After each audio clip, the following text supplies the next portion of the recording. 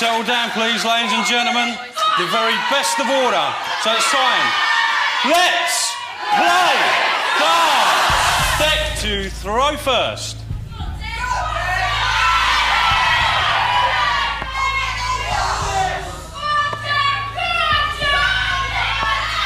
$51.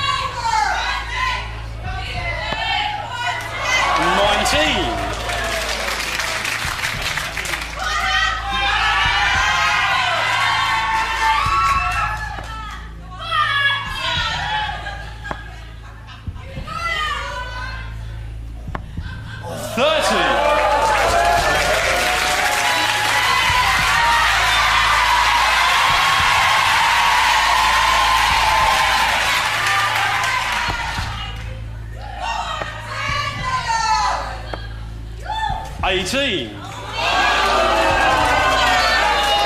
And you require 28 or more to win.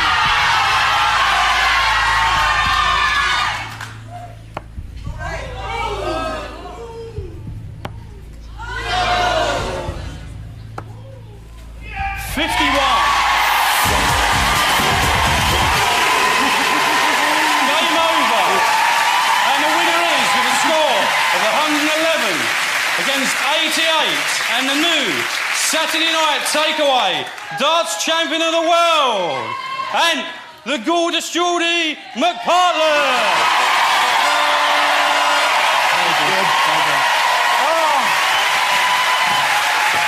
Well done, winner.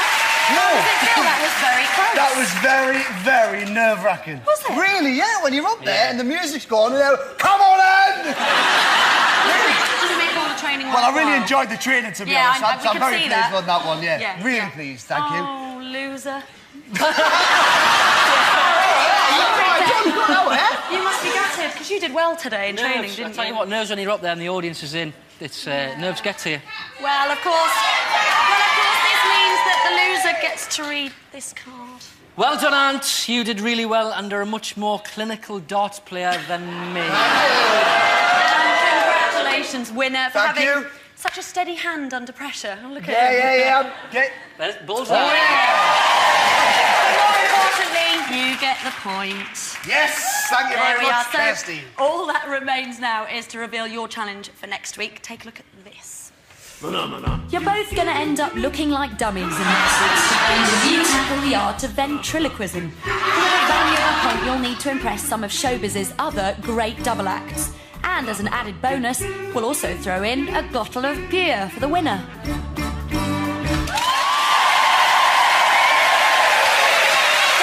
you make of that? Fancy that one?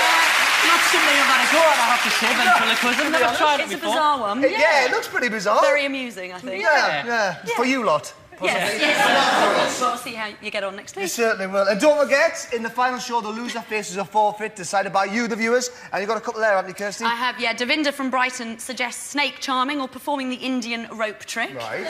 And Louise from Gloucestershire says the loser should have to snog 50 grannies. She volunteered her own nan for the task. All right, I'm up for it. She's up for it. Yeah, I'll go for it. And if you've got any suggestions, send it to itv.com/takeaway. That's it for this week. Thanks to tonight's MC, Mr. George Noble. And of course, your host, the champion of the games, Kirsty Gallagher.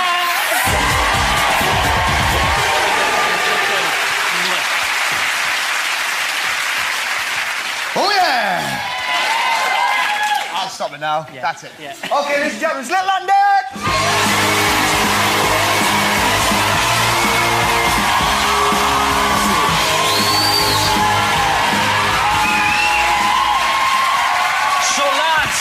Lads, it's been a very exciting week. Who have you been to see this week? Tony Blair. Tony Blair! in 10 Downing Street, did you get a taste for politics? No, it's boring, but the food is very nice. I'm glad to hear it was such an education. Let's see what happened when these two interviewed the Prime Minister.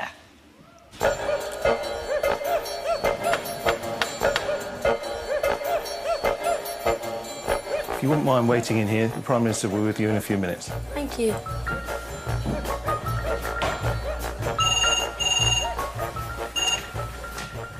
Hello? No, he's not here at the moment. Well, there's an emergency here too. We're starving.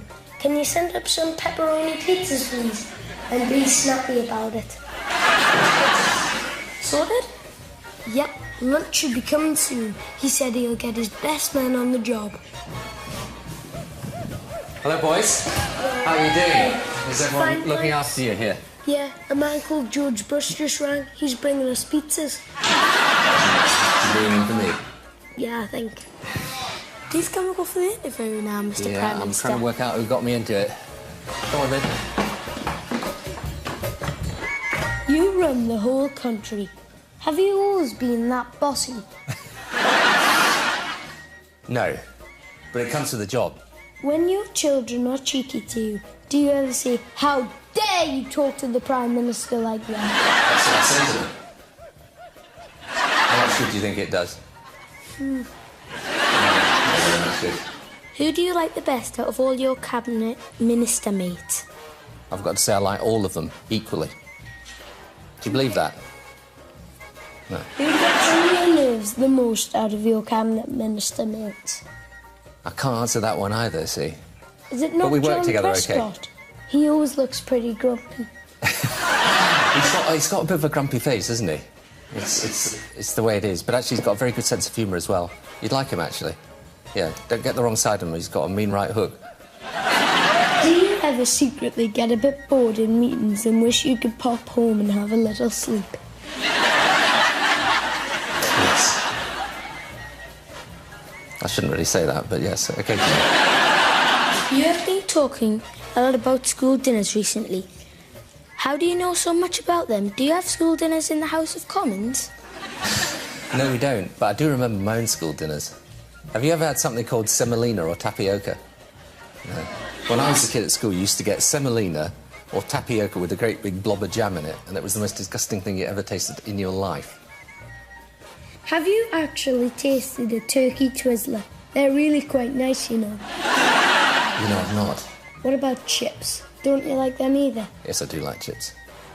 Yeah. That's the trouble. You like the things that are bad for you. You and Mr. Brown live next door to each other. Have you ever thought of doing something like changing rooms?